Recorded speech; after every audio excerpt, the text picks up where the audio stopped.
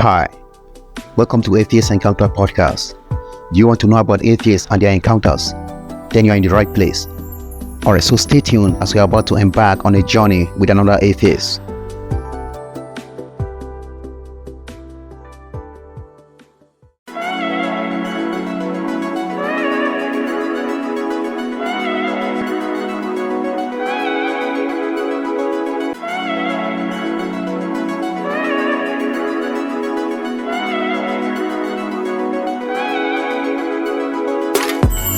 Hi, welcome to Atheist Encounter Podcast. My name is Farbest. We have a guest on the show today. But before I introduce our guest, I have an information to let you know that Brendan is going to be available today for the time being, but he might join us online when he comes online. All right, so our guest for today is, I think I should let you introduce yourself. Yeah. Okay, so go ahead and introduce yourself. With you guys and this program. My name is Basil Asibong. I'm known by the pseudonym Zeerowbadman. Yeah. Zeerowbadman. Yeah, man. That's the pseudonym Zeerowbadman. I chose for myself. Okay. Because of what I came to realize, the realities I came to realize. So I had to choose a name for myself. How did you come by such a name? I mean, Zeerowbadman. After the time I was going to school, in school we always have these social groups, social class, and since I was a bit younger, I'm not really interested in religion and its things. And in school, they were always grouping people group themselves according to the church they attend, Okay. And mostly at that time, Catholic and Presbyterian were the main churches that if you're not a Catholic, you're a Presbyterian. Though we used to attend the church because of my mom, in school I found it difficult to make friends because they always try to taunt me one thing or the other. Hey, see that one, you need to follow us, see that one, you need to do like us, one thing or the other. Then they now try to mock me and say saying, him na zero, nothing come am, nobody they follow him. You understand? Because I didn't have friends. Okay. Yes. Yeah. Because of the way I think, and I read a lot of books that were greater than my age because of my dad. He was a prof. Okay. Before he died. Okay. Yeah. So those books made me, when during break time, my friends would be running around playing in the sand, and I cannot do that. My mind is somewhere else. I'm thinking about bigger things, bigger picture. Yeah. I'm thinking about why I am here. I'm thinking about why certain information is not available, So the thing made them to stigmatize me, you understand? Yeah. Just for knowing what they didn't know or for not playing like they did. So they were trying to mock me. In that situation, they now brought, hey, zero, this one nothing gone, get friends, nobody.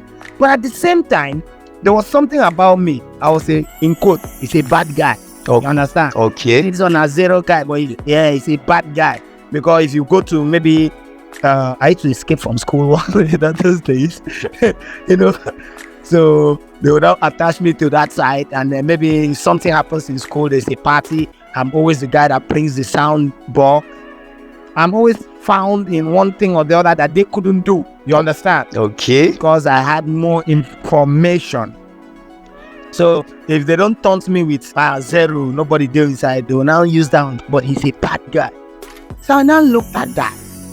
Someone having so much access to information, and I now conned it. Zero plus the bad guy, it worked. Zeerowbadman. Yeah. I now threw it back at them. When they say zero nothing, I say, call it well. Zeerowbadman. This thing come, it entered before. Everyone now started Zeerowbadman. But there's another problem.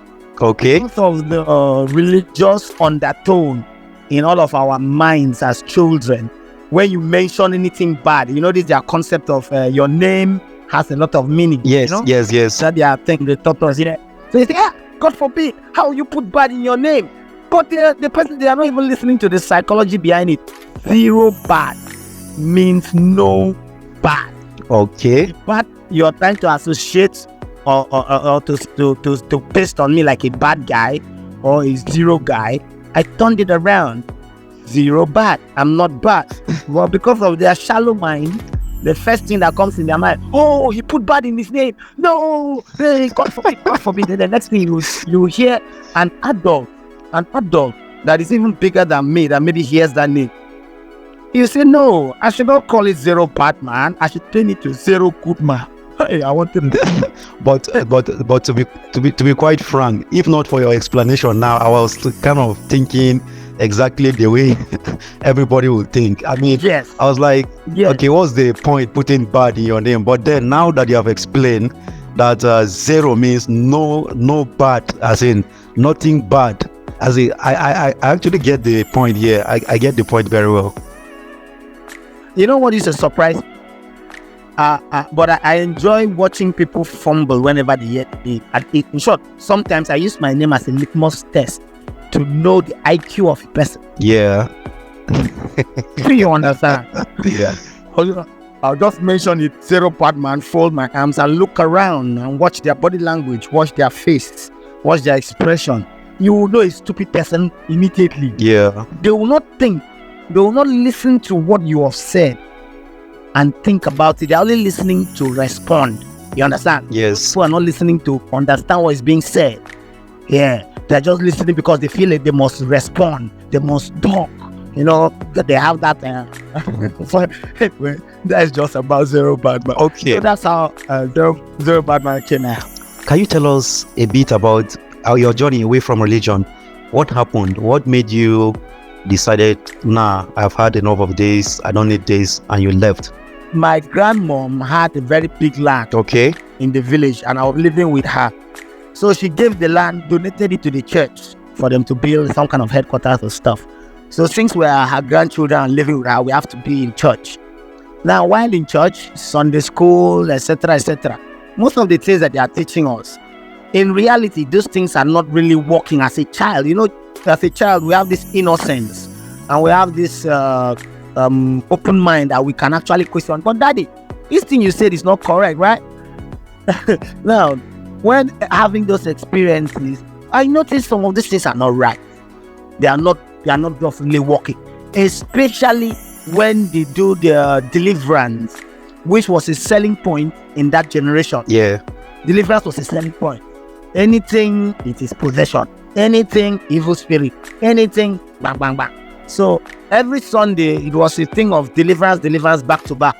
Or one lady will come and start shouting, this voice of the Lord, and be rolling on the floor and be making prophecy. So we're lined up in front of the altar, and one of those deliverance like that, and it's by force, everybody must come out. So everybody came out. He moved from the first person, touched the person with the oil, and there's this handkerchief. You rub the oil on it, you rub it on your face or something like that. They'll be falling and spinning. So me standing on the line, small child too, I'm seeing they are convulsing. There's this convulsion, you know. I'm waiting for my turn. That whoa, very soon will come. The Holy Spirit will touch me, or the fire is saying. He came, he touched me. All I could notice was the smell of the olive oil on his hand and the handkerchief. He touched me. I waited, nothing happened. But the olive oil is smelling with one chemical. There's something else in the olive oil. We have olive oil in the house. We know how oil smell. But this one had another smell inside. Okay, I'm still standing. He now prayed again and pushed me harder now with force, like violently, so that I should move. I moved one step backwards and pushed him back. You know, in front of the altar, I pushed him back. Hey, the topic changed. Hey, I'm possessed. You understand? They should shift me aside. If we touch the next person, that one rolled. Everybody were just rolling, not because they were being affected by any Holy Spirit or Holy Spirit. They were rolling because nobody wanted to be different. Nobody wanted to stand up for themselves. Nobody wanted to say, for God's sake, come on, you're pushing me. And you know, you cannot tell me that 100 people will stand and everybody will fall and be rolling. So they now kept me by the side opened my mouth and emptied a bottle of olive oil inside. Like seriously? And yes, and that bottle of olive oil had that smell. That thing I said, there's a smell I noticed, but I don't know what it is. I'm a kid, but I noticed the olive oil had something like petrol. Yeah, the thing smelled like fuel. It's inside the olive oil. Tied my legs, tied my hands behind my back, poured that oil in my mouth, almost drowned me with that thing in the name of I was possessed. The whole church was jumping and shouting and lose.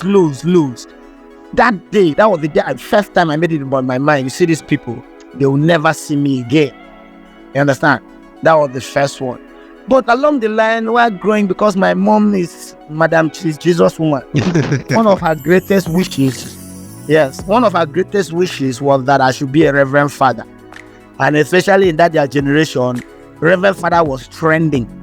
You know, if you have a child, most parents, if they have a doctor, you have those careers now. Yes. Doctor, lawyer, engineer. There were 5 of them that if you don't be any of those ones, you're nobody. Yeah. And they had Reverend Father. Reverend Father was the number 6.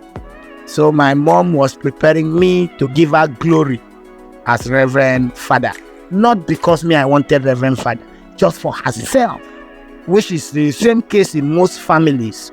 They push us into those things not because it is useful to us, but for their own self, so that their friends will not shame them, so that their friends will not, you know what I mean, embarrass them. I understand. You know, so most parents, abuse their children because they don't want to be ashamed by their friends. They don't want to be the only woman in the church that other women will say, but see your pikin, they do. You know, those kind of things. I understand. Help to abuse you. They will help. Now, my mom, her own was I should be Reverend Father. She had brought all the Bibles in the house. We have a book of Bible stories. We have an illustrated Bible. And I was made to read them. Remember, I said my dad is an intellectual. Yeah. A pro. Yes. So there's enough books in the house. Reading was part of our culture. I read these books from the top to the bottom. I read the Bible more than 200 times from top to bottom. Right now, most Christians don't even know what's in the Bible. There are things I've seen in the Bible that pastors have not seen or they don't even mention. So the whole Jesus thing loaded my system, and the belief is so high that you cannot tell me anything about Jesus. I can even kill. You understand? Because that is what we brought up with. That's what I grew up to know. I now met a woman. I met a woman with a Bible in her hand. So because of my programming and understanding that anything about Jesus or God is correct and real, I now trusted that woman with love. You understand? Yes, sir. She was even the kind of person that she will hold Bible and be doing all those things. And because that's what I knew, I now thought, oh, jackpot, I have met the best. You understand? Someone that is close to God. You know those things. I've met a godly person. And I started following her to church. You know, we had a kid. She was still pregnant. Yeah, she was pregnant when we were going to that church. And I had money. You know, I could bring 10,000 naira. As of then, I'm telling you, about 20 something years back, every Sunday to church. They kept me in the front seat because I had money to give every Sunday. Wow. I was giving 10K every Sunday. So I was now a VIP in church. I was sitting in front, boss, my head don't big finish. I did feel myself. And so I had a studio at home that time, a computer. And if you have a computer, you're a big man. Your university had only a computer only in the VC's office. I had a computer in my house. Wow. So this man in church, they have been interviewing me, and I didn't know I have exposed my assets to him. I have exposed my weaknesses to him. I have exposed my desires. So he was using those desires and things I exposed to him to channel his prophecy towards me. You know, they manipulated me very well. Okay, something now happened. She was about to give birth. I was in the hospital, and I was lacking how much again? 10,000 to balance. The same 10,000 I give every Sunday, right? Yeah. And I have nobody to run to. And based on church society, church family now, I said, yes, let me run to daddy in the church. This was a man that him and his wife called me their son. And before this time, I want to run to them for this 10,000. They deceived me that I should do a sacrifice offering to God to provoke his blessing so that God can help me open that studio I had asked for. You know what I mean? Yeah. So I went and carried this computer, which is the only computer I had, which was the only thing I was even using to make that 10,000 naira I was bringing for them every Sunday. I took the computer to the church and handed it to the pastor. My guy carried the computer and put it in his office. Arranged it when I wore his tie, and he should come and sat down and check himself whether the computer fit up. You know? All right, that was by the way. So me now running to him that let me have my daddy now that I even gave a computer. Sure, you understand? Yes. Let me run to him and ask this 10K. Let them come and help this girl that is in labor. Let her pawn my pikin. So I made wahala no day. As I ran and when I met him, he called his wife and told me as it is like this, they don't have any money, there's no money, they cannot help. And I started crying. Me, that's an emotional person. I started crying. I said, but daddy, you know I have access to money. I give you money every Sunday now. Like, I'm talking in my mind, right? Yeah. And I just need you to help me with 10K. This is on a Wednesday. Let me get this girl out. By Sunday, I'll be able to, bring money. The guy called the security in the church to throw me out. Wow. That's serious. I called the security to throw me out. I missed the timeline. This thing happened. Before this thing even happened, I stopped giving that money. You understand? That 10K. Because after he collected that system, I was not able to pay the 10K I used to pay every Sunday. So they shifted me to the back of the church. To the back seat. To the back seat, yes. Wow. So now when I now came for this 10K, now I don't have money again now. After shifting me to back seat, I came for this 10K assistant. He threw me out of the church. They threw me out of the church. That was it. That was that one. I now held it in my eyes. That was enough. But I still had hope that, okay, maybe it's just human. Next, my mother.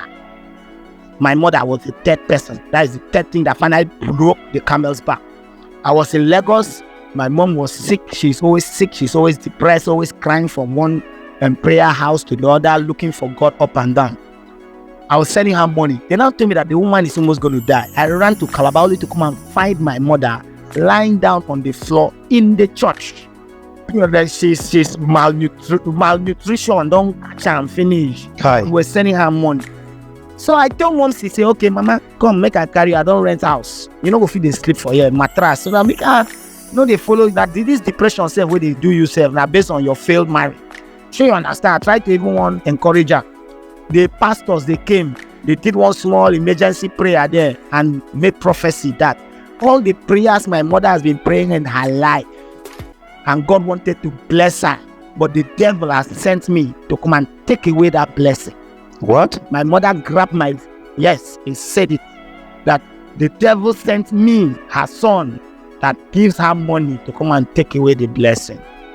My mother buckled me and said, I want to kill her. My mother did all kind of drama, beat me, tore my shirt, fought me, and somebody in that church stole my phone.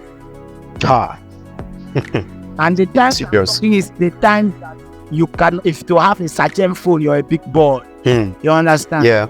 Times I'm talking times that you buy SIM card 20 something 30K.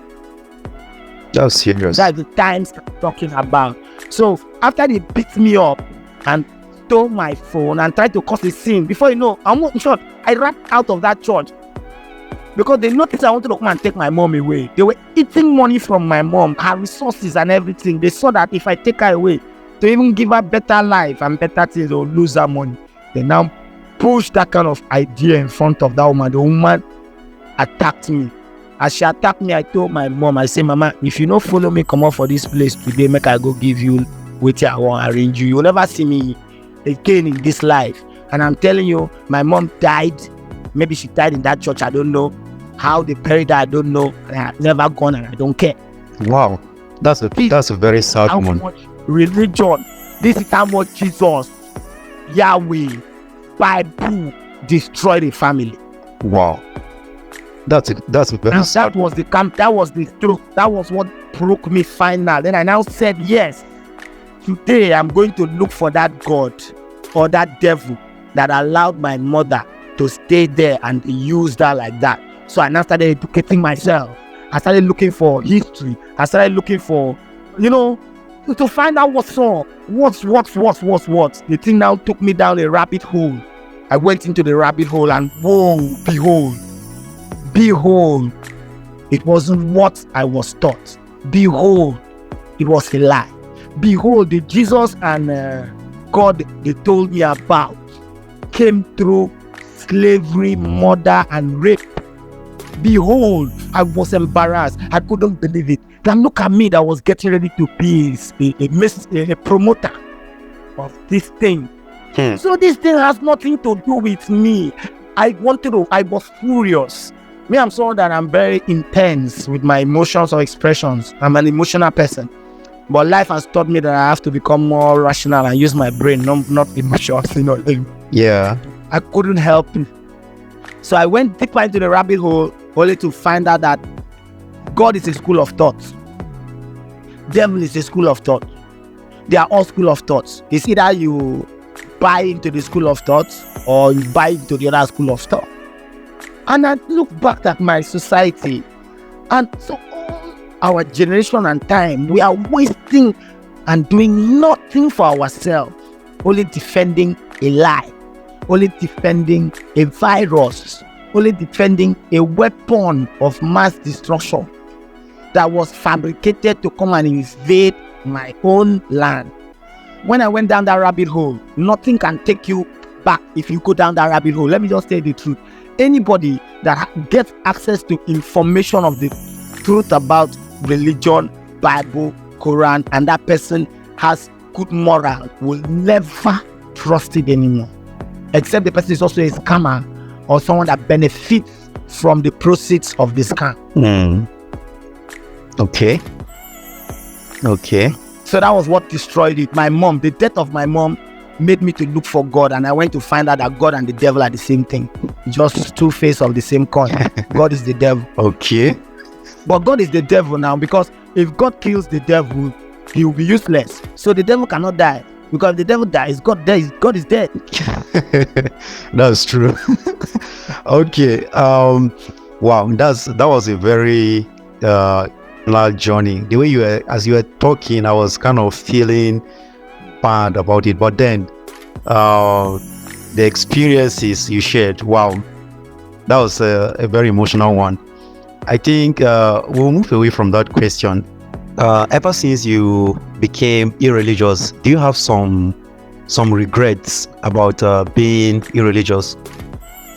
I can never have one regret, because it will be a demerit to my generation and the generations coming if I remained the way I came and saw the system of things. Okay. Yes. It can take a small percentage to change the whole timeline and generations, and I am grateful that I am among that small 1%, that and a small action that I did maybe 3 decades ago is now shaking the world.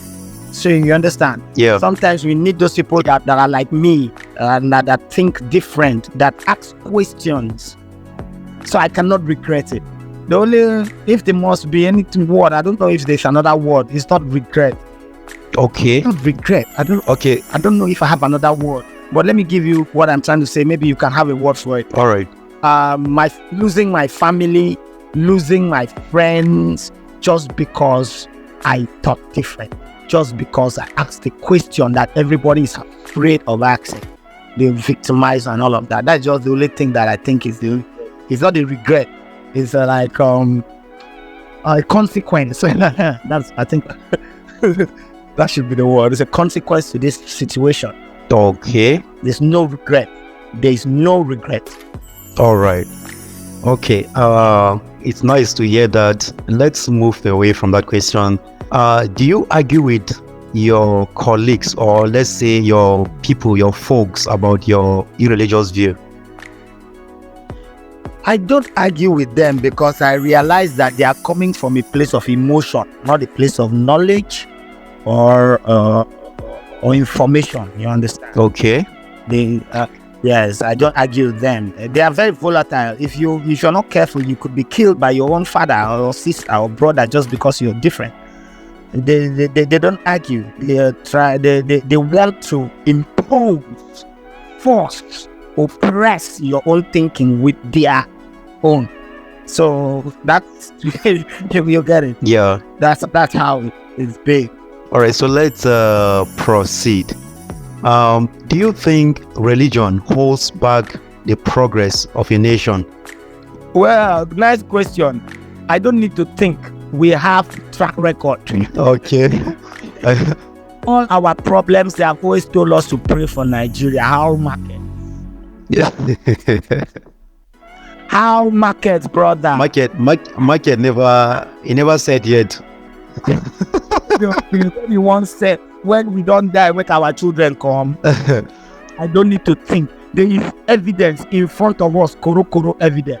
Okay. We have been praying for things. Those things have not happened. Show you it's a lie. People are traveling away from Nigeria that has more than 1 million churches, and God is in Nigeria. God, the biggest men of God are in Nigeria. But they are sending their children to abroad to better societies. Why is this society not okay? That means God is only in societies that are poor and broke and suffering. That means anywhere that God is there, there's a problem. So if they throw him out of here, of Nigeria, I'm sure they'll have it different. Sure, you understand? Yes. Because when we have problems, you don't sit down and say, okay, this is the problem, let us face the problem. They hand the problem over to God. What has God been doing with the problems? I get your point. God has been making the problems worse. So which means God is not reliable, which means he's incompetent. I don't need to say that. The evidence is clearing in front of our face. So it's just because we don't want to be the one that said it. Everyone is just pretending. Look at Nigeria. Nigeria is an example of the failure called God. Okay. Yeah, that's my response to that question. Okay. All right then. I'll move on with my question. Do you think you can give religion some accolade? I mean, some flowers. Can you give religion some flowers? I don't want to be biased. No, I cannot. Why? We are in the dark ages and it's sponsored by religion. When Europe was in the dark ages, they realized that religion was making them destroy their lands and waste their time. If you research, we are all on the internet. Just like the dark ages, it was religion that caused it. They killed themselves. Then they now realized, oh, religion ain't good. They dumped it. But look at my mom. My mom wants to kill me for not accepting it. Do you understand? I understand. Religion put us in this situation. Religion, wallah. If religion didn't exist in Africa, wallah, Africa cannot be like this. We were the first civilized people. We thought we were out to bat. We had clothes before them. But religion now came and made us complacent, made us redundant, made us irresponsible. You know what I mean by irresponsible? We always have a scapegoat to blame for our Problems. not being capable. Yes, for our incompetence. Instead of taking responsibility. Oh, I made a mistake here. Oh, how did I do it wrong the last time? How do I improve it this time? No, it's the devil's fault. you take the problem and keep it somewhere else. You attribute the personal power to external sources. No, come on. Religion doesn't deserve any accolade. It deserves to be put in the dark ages like it was done in Europe. Thank you. Okay. All right. Thank you for that as well. I would like to ask you this question. What's your view about afterlife? When someone dies, what happens? When we die, we'll find out. Imagine someone that has not died coming to tell you about after what? Who does that? Who does that? You have not died. You're coming to tell me what will happen when I die. Guy, it is only what they call it theory. It's a hypothesis. Yes, like in science. Abi, that know. Yeah, exactly. Until proven, it is a lie. And the only way you can know is when you die. That's ambiguous. It's ambiguous. So, what? Come on. Belief. You know, I think there's a word I need to underline so that maybe your questions can be channeled properly. Okay. Belief is a word that means something that has no proof. You just have to accept it, right? Yeah. And knowledge means you know it and you know what you're doing. I prefer your questions should come with the word, do you know? Or not? Yeah, okay. Because immediately you jump to, when you go to believe, you're trying to limit the answers. Belief has no proof, it's emotional. You're being emotional, you're trying to use emotions. No way, come on. Do you believe? Who does that? Do you know? Yes, I know. I don't believe. I like your logic. It is quite very, very, very sound. So I think the logic, you have just destroyed that question. Okay. You just imagine believe. Okay, you just destroyed that question. Let's move on to another question instead. Okay, we move. All right. Now, how do you handle the idea or the understanding that when you die, that's it? I mean, there is no any life you are going to live, as in when you die, that's it. How do you handle that? I am not delusional to even reason in that capacity. Okay. Because imagine if I grew up in a place that I didn't have access to that kind of brainwashing information. How about if I'm a Buddhist, so I have no business with that? So, first of all, the religious man has already conditioned himself that if he dies, there's somewhere he's going to. Me, I'm not delusional like that. It is obvious, and knowledge has made me to understand that we will decompose.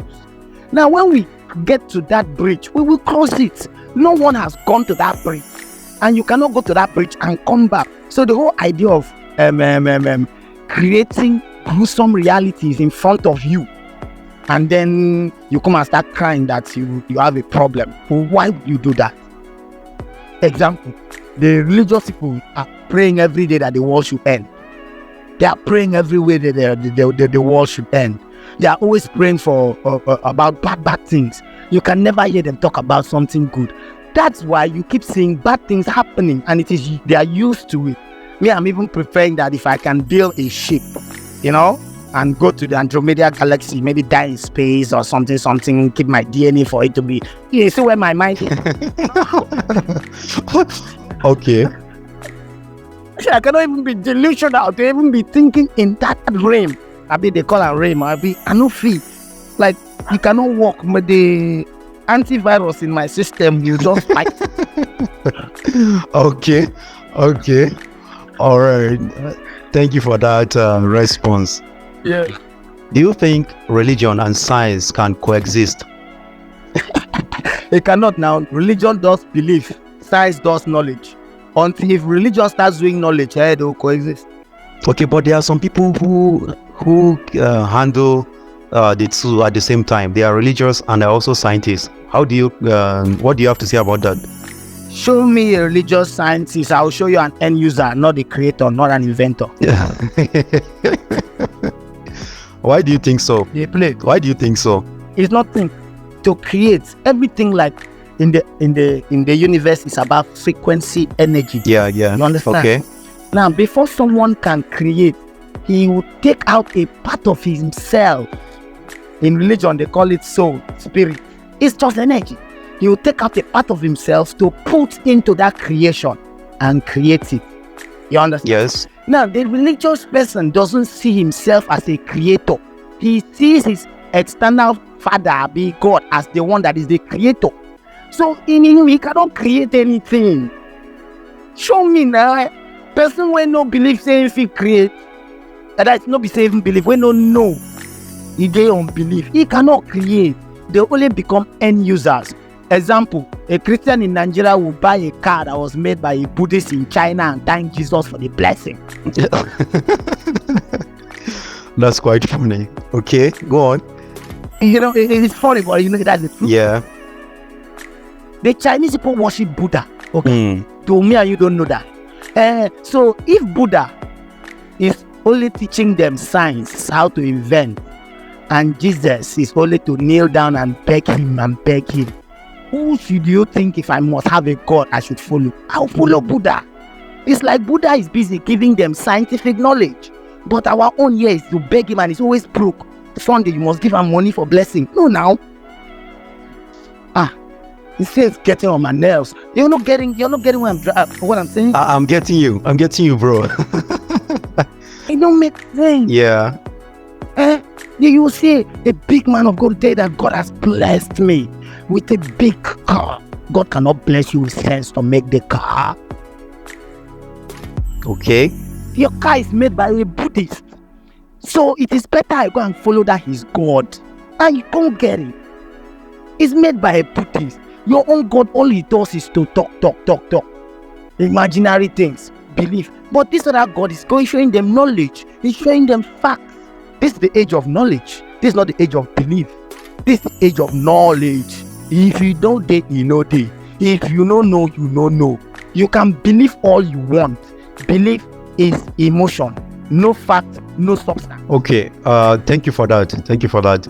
What do you think is the biggest misconception about atheism or being irreligious? The misconception is based on a setup that they already did.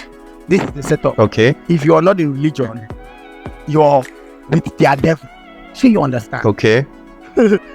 That is the small trap they kept. So that's where the misconception comes from. It comes from religion itself.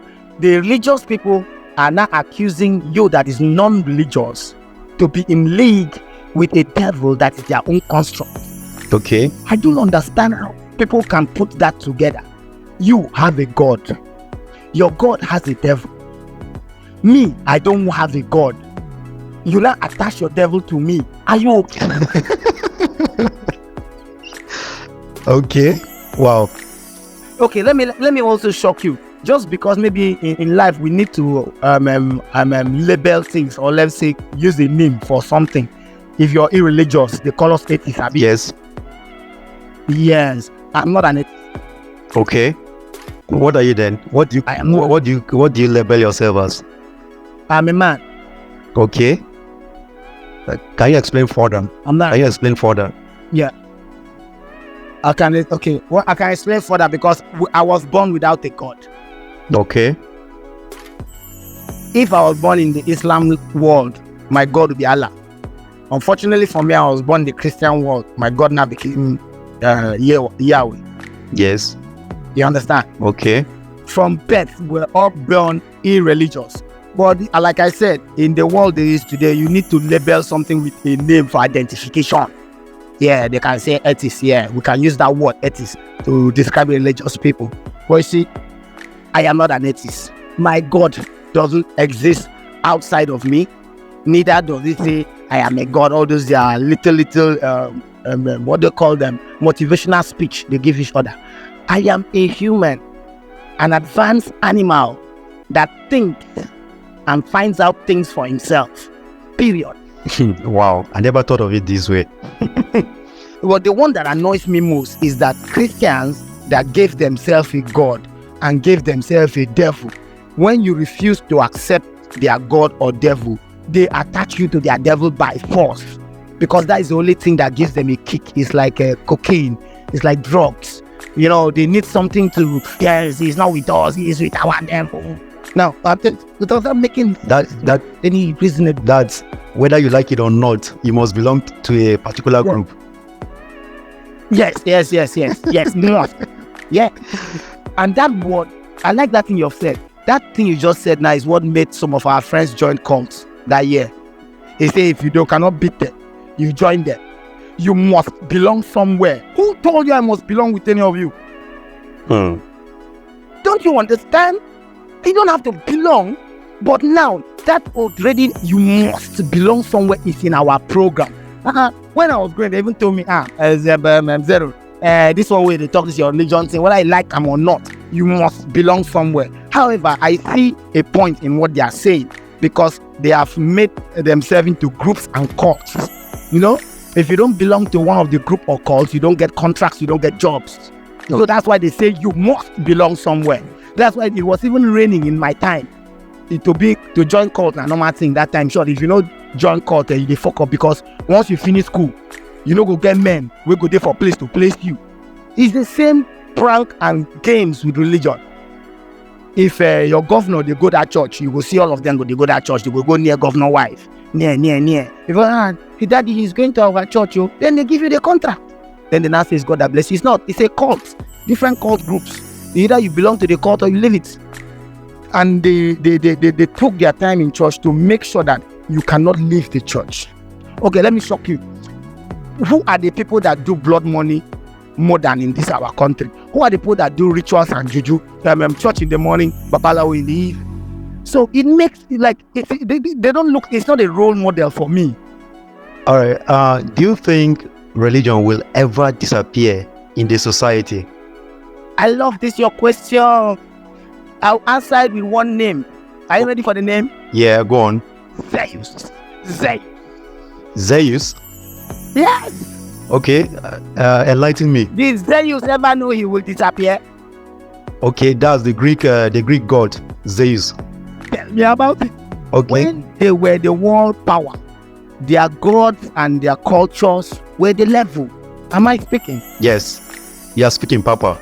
Now the world power is these people that are saying in God we trust. Abi? Yeah. And they are using the Christian agenda to cause problem all over the world. Everything has its time. You see this one? The way you go take enter oblivion. Is that yourself? They will remember Zeus, they will not remember this one. Why do you think so? This one while I'm mad now. While I'm mad. Oh. Go on. This one, I ain't be the scam of the scam. Zeus has done a mythology, but nobody ever thought it would be that way. People just got tired of worshipping it. That's what will happen. This one self talk about that. Look, go to church on Sunday now. Is the number increasing or reducing? People are getting tired of it, and gradually it will fade away. Especially with this their expositions where don't they come now, you know. The apologies and the confusion everywhere. You know, he should go apologize to dead women and children and families that he destroyed years ago with his stupid lies. What are you apologizing? So you can just wake up and apologize. Okay, that means if you can lie for one, inside the 100 you run the talk. If you don't lie, another 20 or 30 inside. So you now become unreliable. See, you understand? Yeah. Religion has shot itself in the leg. You understand? So as the thing they fade, it might be in our lifetime before we die. It might be 2 or 3 decades after our lifetime. But my guy, I am sure that I will not leave this earth without seeing the end of this religion. Look at social media now. 5-10 years ago, let's say 10 years ago, let me don't go too far back. People were not outspoken. People were not calling out pastors. Were they doing it? No. Now they are doing it. What does it tell you? They are awakening. They are awakening a fear, and it cannot be escaped. Okay. Oblivion. Straight. Okay. All right. Thank you for that. That was a lot to take in. And I appreciate you for your response to that question. My next question was supposed to be, do you think atheism is growing? Your response has actually put... Yeah, it has explained it. I don't think I'm asking that. Let me just add this small thing for you. Okay. Most people are atheists. Most people are atheists. In short, the atheist population is even more. It is the fear of the victimization and stigmatization by religious circles that make people to keep quiet. Now that they are talking about it more, can't you even see what's happening on social media? People that you not believe will talk, they are now shutting their mouth. Why pastor go talk like that? It's showing you that we are getting there. The fear, the population that is irreligious is like 75%. The rest is Islam and the rest are Christ. But they fear. People don't talk. People don't want to be victimized. People don't want to be, Naimo, I'm not going house. That man a devil person. You know what I mean? Yeah. They did it to me in Calabar. They made sermons in church that people should not patronize my business. That I'm working for the devil, that I'm the Antichrist. Okay. Thank you for that as well. Let's move to this question. Supposing somebody is irreligious, or should I say an atheist, and then he's thinking of coming out as an atheist, but then he's scared of losing some privileges he gets, or let's say he or she gets from religious people. What do you advise that person to do? Do you advise that person to come out as an atheist or not? He's not serious. He's not serious. You cannot eat your cake and have it. Okay. So what do you advise? Yeah. I advise him is either you jump into the water or you stay on land. What do you mean by that? It's either you do it and just get ready for those people to do that. You understand? Okay. Or you just forget about it because it's not an easy journey and just remain there with them quietly until the day that the thing casts generally. Then you're going to be embarrassed, or let me say impressed, by the people that will come out and be fight and be talking, advocating for atheism in the next decade, in less than 5 years. Now, there are another small advice. You should find a way to be independent of those privileges. Okay. That is the only way he can stand on his own. I am an example of that. I lost all the privileges. In short, they were even waiting for me. They are hoping I die. So they say, yes, we told you he's going to die. But I found a way to live off grid. I found a way, a glitch in the system. I realized that you can actually live on the fence. You can be on the fence. And on the fence, you can actually see left and right. But if you're on the right side, you don't even know what's happening on the fence or what's happening on the other side of the fence. So the first step is to be independent of the side. It's just like someone that is working in government. You cannot work in government and fight the government. Yeah.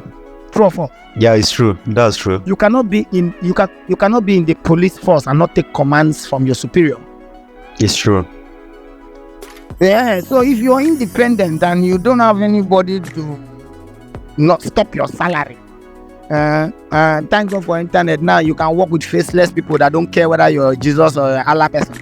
I'm here in my munshi, in my house, and I'm building websites for people in Chicago, in America. And then imagine now someone here in the same munshi telling people in the church or in my street not to patronize me. How would that affect me? They won't even listen. It will not affect me because, one, I am not on their payroll. Yes. Number two, I don't depend on them for emotional needs. Because most people cannot stay on their own. You understand? Most people cannot. They need one or two friends. They need groups. That's why all this church going is like club. It's a social gathering. Yes. There are people that go to club on Friday. Yeah. Some people, they don't go to club. Their own club is Sunday. All right. I get your point. All right. I think I'll ask this question and then we are going to call it off for this evening. That's for this episode, rather. Right. Yes. There are some people that are irreligious, but they say they are traditionalists, they are spiritualists, and all those stuff. What's your view about their perspectives? I mean, their stance. What's your view? Okay, they are trying to get an identity for themselves. They are trying to stand out as unique. But at the end of the day, they are experiencing something called cognitive dissonance. Dissonance. Dissonance, yes. Yeah. It happens when all your life you believe and know one thing, religion, and then at the same time you know juju. You understand? You know, say villagers they.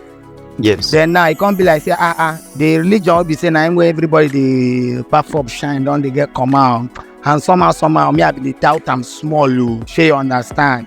And so, you don't be like that. I just go do my village matters. It doesn't make them irreligious. They are still superstitious. You don't understand. You cannot be, like I heard one that said that is a Christian atheist. on atheist that believes, okay, wait, let me laugh. An atheist that believes in God. That's, what do they call it in English? Is it oxymoron or what? I know you couldn't know, but the thing be like, I know to go school like that, though. No, I see. You don't understand. The thing be like person wey knack loose. Why are you mad? Atheist. Then at the same time, you're an atheist that believes in God. Are you okay? And the thing that busts my head too is, you see, when people talk about God, they are not being specific most of the times. Like, which God are you talking about? Let's be realistic now. Okay, I want to believe in God. And which of them? Is it Yahweh? Is it Allah? Is it the remaining 2,000 God? Oh, God belongs to you? Now, come on. I'm begging my bro. I'm happy I am in this generation that saw it. I suffered 30 years of victimization. I even had to go to exile, leave my own father's land to run to Lagos so that they won't kill me because I was seeing ahead of them. I left the town when I started hearing someone tell me say for their church, now maybe the sermon of the day. Okay. Man, wow. There's something I learned about knowledge. Okay. Once you go down the rabbit hole of knowledge, you cannot go back. Yes, because knowledge makes you free, makes you powerful, very powerful. It makes you so powerful that they don't want you to exist. If you will understand what I'm saying, like the system, no, he cannot exist. If he exists, you open other people's eyes. Knowledge is the master key. With knowledge, you can navigate through life problems. You will not even notice life problems because you realize that life is life and it's not a problem. All right. Thank you so much for that. And Zeerowbadman, do you have Zeerowbadman. do you have some recommendations about this podcast? How we can, make it better, and maybe how we can get it to reach other people? Okay. So far, so good. We have started with audio. Yes. With the way the world these days, people love visuals. Yeah. And it's easier to get across information through visuals. So the subliminals, they go down there. So if we can get to the visual part soon enough, it will make a lot of sense. Okay. Then hopefully some money comes in, because the challenge is always money. Yeah.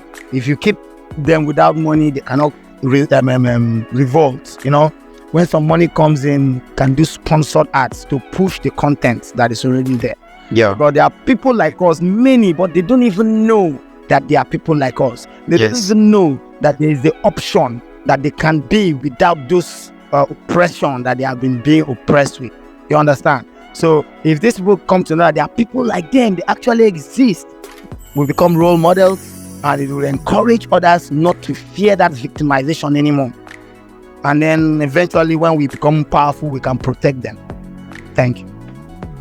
All right. Thank you so much for coming on the podcast today, and then for sharing your perspectives and encounters. Thank you. Yeah, Zeerowbadman, have a great night. Yes, man. You need a new kind of thinking. Actually, kind of way. Actually, I wanted to hear you sing. And let me sing this on and edit out. All right then. Songs I wrote like a few years ago. I'll try to get it out there for you guys. All right then. A new kind of thinking. It's a new kind of way. Da-da. Educate the youth them. Da-da. And do not lead them astray. Yeah. Hey, come on. The new black. I'm the new black. The new black. I'm the new other. The new black. We're the new black. The new black. We're the new Mr. Preacher, Mr. Teacher, Mr. Mention, what's your mission? Please put my people, mind slaves in every nation. Yeah, man. We'll continue about that. Yeah, man. God, thank you so much. And have a great night. Yeah. And you too. All right.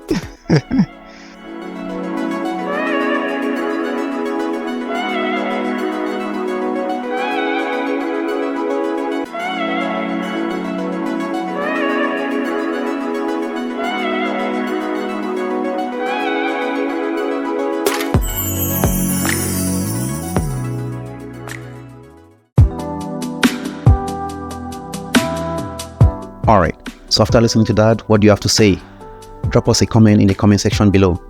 You can as well follow us on Facebook, TikTok, YouTube, Instagram, and Spotify. All right. So thank you so much for listening, and we'll see you in the next one.